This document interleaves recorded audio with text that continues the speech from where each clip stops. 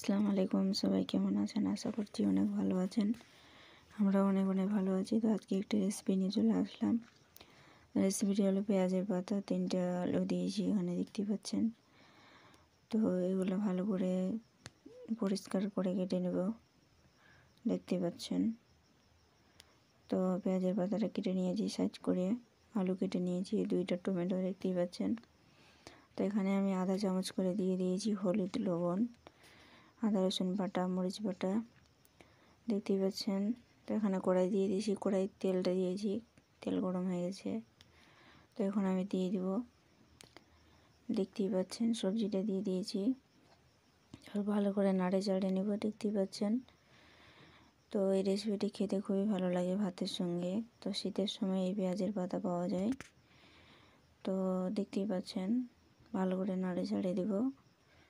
তো আমার চ্যানেলে নতুন থাকলে প্লিজ লাইক, শেয়ার, কমেন্ট করে দেবেন, সাবস্ক্রাইব করে দেবেন আর পাশেই থাকবেন।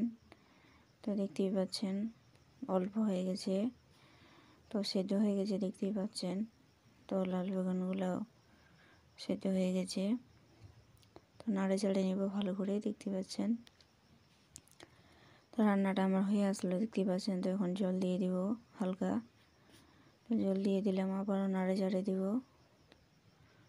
তো এখন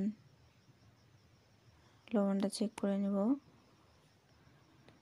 তো দেখতেই পাচ্ছেন বলক চলে আসছে, রান্নাটা হয়ে আসলো।